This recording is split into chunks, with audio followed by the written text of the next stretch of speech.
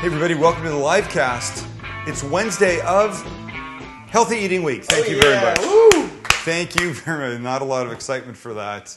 Well, I'm using an ingredient today I've never used before. Ever. You want to see what it is? Yeah. I will say that if it was Bacon Week, I'd be much more excited. I know. You know what I'm saying? Like you can't look it. It's after the holidays. We all can benefit from a little healthy eating. Am I right? Yeah, Yes. no, I agree. Thank you very much. I had a veggie sandwich today, man. Can I show you a picture? What is that? Apart from being ridiculously overblown. Garbanzo beans? Corn? It's hominy. Oh! Yeah, I've never used hominy. You know what hominy is? No. Corn. It's corn, yes, but it's corn that's been soaked in am I getting this right? An alkaline liquid that helps it swell up. Is that right? Do you have a Lynn? Uh-huh. Can you find a, you can always find So a description. our friend, the Wikipedia, so lime and ash are highly alkaline. Lime and who? Lime and ash, that's what they are soaked in. What's slaked lime? You're like a bio guy, right? I was the director of operations. I was not a chemist, nor was I a biologist. Okay, so it's field corn that is dried and then Yes. treated by soaking and cooking the mature hard grain Well, here, Maxie, come here. Here's what it looks like. in calcium hydroxide or Look, wood ash. posole, I've had a friend who years ago was trying to get me to make posole soup. And so I finally gave in. And here's what it looks like. Oh, yeah. Right. It's giant kernels that have all been swollen up that are good. They look like corn nuts. That's exact. And here, taste one. I'm a little scared. No, don't be scared at all. I like them. Tastes like a tamale. They taste like corn tortillas. So clearly that's, sort of the corn tortillas are made with masa, I guess. I don't really know. Right. But so this is sort of like that. I'm going to like this. This is going to be really good. Okay. So here's the deal. I've got like a small onion that I've just softened. I think after how many hundreds of episodes have we done? Somebody tell me. 378. After 378, I think I don't need to show you how to eye-cut an onion anymore, nor do I need to show you it going into the pan and softening up. Am I right? Right. So I'm not going to. What I am going to do now... Oh, garlic down. Gosh, lost it. Still good. I'm going to take like 4 big cloves. 1, 2, 3. 4 big heavy-duty cloves, maybe 5. And they're going to go in here. You know, I have this thing about adding garlic too early. I feel like if I add it too early, it burns, and I don't like that. Same thing, Master Chef? Yeah, absolutely. You feel like that? No, I think that if you do it, that's a common mistake. People always burn their garlic and it tastes bitter and gross, and you don't want that. Right. So we're just going to squeeze these guys in here. This is actually a super simple recipe. I mean, everything really just kind of gets dumped in. So lots of garlic because we want lots of flavor. This amazing garlic press, again, never fails. The Xylus garlic press, go buy one. I will say that not all garlic presses are made the same. No. And mine tends to not have the yield yours does, and I kind of wish that I can tell you what the problem is. Let me demonstrate it for you. Hold on. The problem that I have found... Wait, I don't want to burn what's in here. A little more olive oil. The problem that I have found with most garlic presses is this. So the garlic goes in, you come down and you squeeze. So come right here, Max. When you squeeze, now watch how much comes out. Right, so that's it, right? I'm at the very end. The problem is, but you see where the handles are? There's all this space. Yeah. There are some garlic presses that the handles actually meet earlier than they finish squeezing out inside. That's a common problem. Does that make sense? Yes. That's a common problem. It means that you can't push the proper amount of garlic You can't push the proper amount of garlic through. It's exactly right. It's ridiculous. And I hate those garlic presses. This is a Xylus, it's Z-Y-L-I-S-S, or if you're in Canada, it's Z-I-L-E-L-I-S-S. Do you think they call Jay-Z Jay-Z? That's funny. ZZ Top? No, but what was it? The Datsun 240Z. Yeah. That's what they called it up there. Funny. Okay, so at this point, now we can add most of the remaining ingredients, which is going to be a jar of what are these called? Diced tomatoes, right? And these are fire roasted, which, fire implies like this super spicy, and they're not really super spicy. That smells good. Okay, Wow. diced green chilies are going to bring a little bit of spice to this, which is going to be nice. I need a couple cups of hominy that I probably should have been. That knife looks dangerous sitting there, dude. Oh, it does perch precariously there? Do you have a bird nest somewhere in here? Am I like... No, it's outside. Ah, a loud bird, dude. Yeah. Don't need the liquid from the hominy. This looks like 2 cups, right? Sure. Let's see what the can says. Can says approximately 6 half cups. Is that right? Well, that's more than. What's Haley doing out there? Served per container, so I shouldn't put all this Going in. after that bird. I don't want this to be too much. Okay, here they go. We'll do that much hominy. We'll keep that much out. We'll do that. I need some chicken broth. Hold on, Maxie, I'm coming right back. 32 ounces, 4 cups, 8, 16, 20. I do not like this system. I do not like the way these little guys pull out. Okay, this guy goes in. Wow, we're getting some crazy smells coming out of this thing. And there's a super healthy thing going in right near the end that I think you're gonna like. So now I'm just gonna let this thing. I'm gonna stir, and I'm gonna let this thing do its thing. This is not a thick soup, and I'm kinda. I mean, I love the thick soups, but this is not gonna be. I could take a spoon and bust up some of the hominy and just let it do its thing in here a little bit. Okay. Let me just turn that down a little bit. 10 minutes, that's going to do its thing. Do you want to know what I'm going to add to it? Yes. Yes. You do want? You want to know now? Yeah, I want to know. Fine. Is it going to be green? Yes. It's going to be very green. Spinach. Nope. Kale. Oh. I'm going to add a bunch of this kale. And I'm going to chop it up a little bit more. A couple of big old handfuls of this. I'm going to be. It's good. What did I say? It's healthy week, right? Absolutely. Kale. We all know how good kale is, and we know how many people can't stand kale. Really? We've made the corn salad, the salad with the corn here. It was absolutely delicious. But who hates kale? I think a lot of people hate kale because it's very woody. You have to do something with it. I mean, if you just bust it open and take this, right? Look at it. It looks like the stuff back in those old school buffets that used to separate like the turkey from the ham. You know what I mean? That is Yeah. kale. What is this? Is that kale? Oh, no, I'm sorry. It's curly parsley. So you know when you buy parsley, they tell you to buy the Italian flat. No, you know what? I don't think it is, Lynn. I think Really? that stuff is a lot more. Kale. No, I know There's what a you're lot talking more, about. That like- looks like more like a garnish. You're not supposed to eat it. No, you're not supposed to. But back in the day, they would use it to separate. Yeah. And it was like a really rough kind of green thing. Yeah. Yeah. By the way, it does sound like a bird menagerie out there, doesn't it? Yeah. Okay, let's sit down, shall we? Go ahead. I can do this. Welcome. We have the technology. There we are. Hello, hello. Hello, hello. Hello. Haley's having a moment back here with me. Oh, she is? Yeah. I don't know if you can I see. tell you, it's nuts having 3 dogs. I mean, it really has. It has not changed it by 50%. It's changed it by like 250%. Isn't that the same with kids? It is, right. We had 2 kids, then we had a 3rd one, and then it was ridiculous what happened. So this is kind of like your Zach. Hey, I think you should tell the story about what happened today when I arrived. Oh, God. So Max comes here today. It was just as you came in, right? I literally parked and walked up the driveway, and you said to me, 5 minutes before Max, I say to Max, I can't find Louis. Where is Louis? Oh, he's over there. I can't find Louis. and I'm like, oh, okay, all right. I'm gonna go up. We're gonna go upstairs, like smooth out the blanket, and there will be a little lump there. We've lost Louis twice now.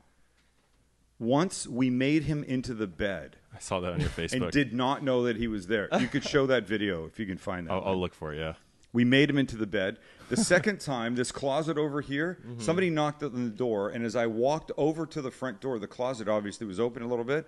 I pushed it shut. Didn't know Louis was in there. He's so little. Well, today, a delivery guy came, dropped off a box, rang the doorbell, and they, it's like the FedEx or UPS guy, and they walk away. I walk to the front door. I open it up. The box is sitting there. I bring the box in. I shut the door. He obviously escaped. And now, 5 minutes later, I can't find him anywhere. Of course, I go upstairs. I'm like this on the bed. On this bed right here. On that This is bed. the video Yeah, that's look on at that. Facebook. So this is now Kelly can't find him. She's looking all over the house, and she goes, "Oh no, is it possible that we made him into the bed?" I can't believe he didn't move, or you didn't know, or He likes being under the covers. Wait for it, and there he is. It's unbelievable to me. he's like, "What are you doing? I was comfortable." He is comfortable. It's crazy. And like Haley's like, hey, what are you doing? Look at that. Wait, they have a little moment here together. Oh, you did care about me. Where were you? I was looking everywhere. Well, I was in the bed all cozy. Now I'm going to shake and jump down with you. Okay, now Lucky's... Lucky. Okay. So he slipped out. And now I'm looking everywhere in the house. I do the thing in the bed. He's not there. I go outside, upstairs again. It's that classic thing. You look places twice, even though you've already looked there because you think you might have missed the first time. Oh, yeah. Then I got in the car, put all the windows down. Now I'm driving the neighborhood. Louie, Lou. I'm yelling all over the place. Nothing. That must Come be home. I'm hilarious. starting to freak a little bit. Now where has he gone? Have no idea. I'm out front. Max is now coming out of the canyon. Max had like a second look in the canyon. Just then I hear, Sam. And I look up the street, and it's Peg that lives up the street, running down the street, chasing Louie. She found him like a block and a half away. What? What a little crap. What It a was little scary. troublemaker. That is scary shit when I your don't dog like- is gone I don't because like losing a dog. I mean, I'm not I was happy saying about how that. many dogs that get lost are found. It's Exactly. not going to be a high percentage. Let's put it this way: how did you get Louis? We got Louie because he was a lost dog. Thank you. Good point. Wow, that's Just saying. It's an excellent point. You You know what? I think people steal, not intentionally steal, but like people find dogs on the street that just are like runaway dogs. And then they don't kind of, put that together with the lost and found signs, and then people end up with new dogs. Well, but hold on. I just got to stir this. The thing is, though, that you hope that somebody finds an animal with a tag and they do the right thing. Yes. right. Yeah. It would be terrible to think that somebody would find a little dog on the street and go, "That's a cute little dog. I'll pretend I didn't see this collar and tag and just take it off." Well, it's pretty scary in Hollywood where I live. Dogs get stolen off the streets when their owners go into Starbucks for coffee. Dog If naps. you, They you know, do? You mean people absolutely. tie up their dogs right there? Those cute dogs that you see waiting all patient and everything? Yep. If you do that in the wrong area, I mean, you could just come outside and your dog's gone. That's crazy. Yeah, scary. Speaking of doing something crazy, did you read about the family that took their little baby into A-Linea in Chicago? Did you see that, Lynn? No. What's A-Linea? A-Linea is, well, it's Linea. A-Linea is Lynn's favorite restaurant, is it? Maybe one of his top 5, Oh, I mean, I would say top 2. top 2. The chef is a guy named Grant Achatz, very talented, very good. He's got this great restaurant. And it was last night or the night before, a couple came in with their baby. And the baby cried all the way through dinner, which caused him to tweet. If you can find if you Google it, you'll find his tweet on there. It's like, really, Yeah. baby's in a restaurant. I mean, you want to encourage people to come in, but do you want the crying baby? People are paying a lot of money for his meals. Do you want to go out, Max, with Jilly and sit in a restaurant with a crying baby beside you? Yeah, personally, no. I don't want to sit on an airplane with a crying That's baby. one of my fears, that I'm going to be on like a New York to LAX flight and that I'm going to Yeah. have a crying baby in the row next to me. That's when you need cocktails and like the good Bose ear things or whatever Oh, yeah. they got.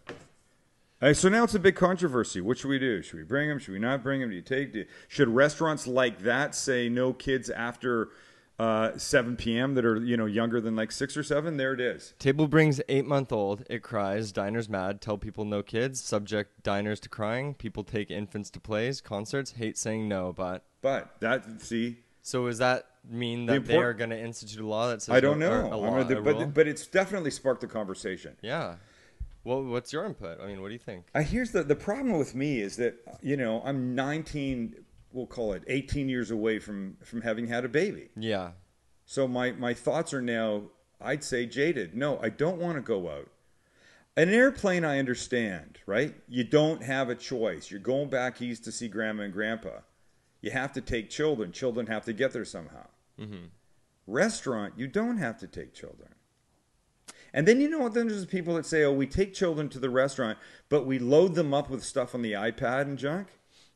That bothers me too. If that's what's going to happen, if the child is going to go to the restaurant, not participate, not talk, not do anything, but sit there and play tomato Nazi, I don't know, I can't even think of a game. What kind of iPad do you have? And play some game on the iPad the whole time. Why does the child even need to be there in the first place? Yeah. Well, I mean, you can always argue it's because they really wanted to go out, but they couldn't find a sitter, so they decided that was the best thing to do. And for them, so part of the argument that restaurants are making in light of this little crying incident is this: no, you don't take a child to a restaurant like that unless the sitter bails on you at the last minute. And the other thing is this: Alinea uses that ticketing system that you buy, Right. you pay for your meal online well in advance. Oh. So it's not like they were out looking for a place to eat and they saw Alinea and said, "Oh, let's just go." It wasn't a surprise. no, I agree They with that. knew where they were going. They knew the kind of restaurant they were going to. Don't think they should have done it. And when a baby starts to cry like that, you take the baby out. You do, especially at a place like that. I mean, I have left supermarkets with full grocery carts full of food at the checkout stand because my kids had like a complete meltdown. My brothers.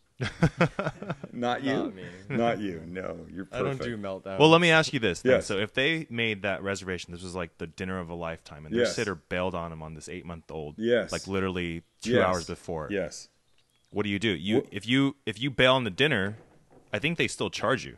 Oh no, Right? you've already paid for it. So there's Yeah. mitigating circumstances. They've already paid for it, but their rules are tickets are fully transferable. You can give it to anybody you want. But at the last minute, are you going to have trouble finding? I don't know. Like sell a dinner on I feel Craigslist? like if you're going to Alinea, there's probably some friends of yours that are also in that same foodie group that would love to go to Alinea. Yeah, probably. I mean, Yeah. like, seriously, if I had ticket reservations for Alinea and Kelly and I couldn't go, I could call up either of you two. And short of you two like having to work, you would drop most of your other plans to go, correct? Yeah, and another thing too would be like if you were the restaurant and you are as like amazing as Alinea is, Yeah. and someone called in and was like, "Hey, like I'm so sorry, this is what happens. Is there anything you can do?" Maybe they would be like, "Look, we're all about customer service. Yes, for this time, we'll give you a reservation the next soon as possible we can, and you don't have to worry about like giving up your ticket or giving up the money or something. Yeah, I don't know. That's the system that they use. I can't disagree with the system. I don't think it's a bad one. I do cooking classes. People pay for my classes in advance. And my rules are the same thing. If you can't make it, then give the ticket away. Think of it like you're going to the Stones, except it's me and Wait, I'm sorry. Canadian. Okay, you don't have a restaurant, so you can't be in this position. But if you were hosting a class with Yes. 40 people, No, that's what I'm saying. and Those a are- couple came with a baby that was Yeah. crying, and I'd ask them to take the baby outside. Okay. Oh, you'd ask them to take the baby outside, but I'd not say, to could leave. you take the baby? They don't So have what to if they leave. went out? But what if they went out, came back in, baby started crying, Take went the back baby out? back outside. Okay, so but if it just keeps repeating, it doesn't stop. Then I think you have to leave. I don't want that. It would wreck it for me. And Yeah. don't forget, in my case, I'm trying to talk to 30 people or 25 people that are there. Mm-hmm. They want to hear me. They don't want to be distracted by crying. Nobody wants to be distracted by a crying baby. Yeah. And I understand the argument that at some point, kids need to understand what nice dining is all about. They're not understanding that at 1 year old. Thank you very much. 7 or 8's fine. Let them go then. Maybe 6. But before that, they don't need to go. All right. Can we go do our thing to this? I'm hungry. Here's what I'm going to do. Do you want to see me put the kale in? Here's what we're going to do. We're going to take a break. I'm going to put the kale in. When we come back, I'm going to be eating this posole Wow. along with all you guys. I'll show you how to serve it, what I like to do, that kind of stuff. Let's do it. Ready? Okay, now check that out. Look how beautiful that is. So all the kale is in there. The bag of kale that I had a little carrot in it, which is fine. Look at, there's carrot in there. There's a little tiny bit of purple cabbage too. There's no bad to this. And so now, Maxie, if you back up, I'll bowl up some of this. I believe that's the technical term for this. Bowl it up. I'll bowl it up. Bowl it up, please.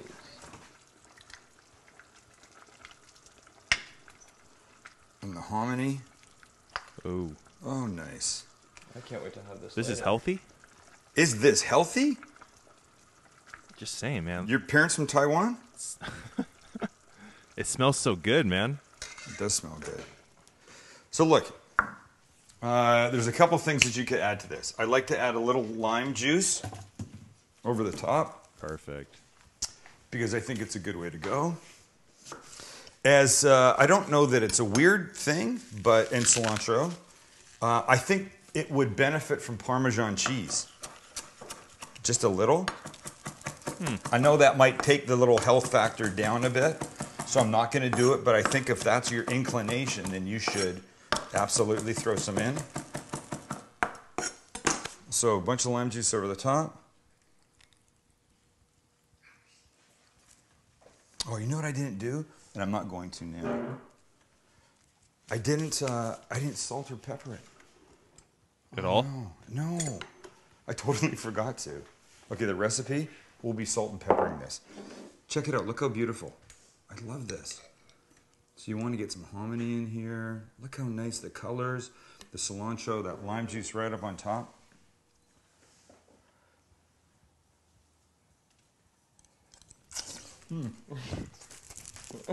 That was it. That was way hotter than you expected. That was not even funny. So good though. Try again. Needs a little salt. No, I'm going to be careful this time. Somehow the second time is never as bad. Because you burned your mouth.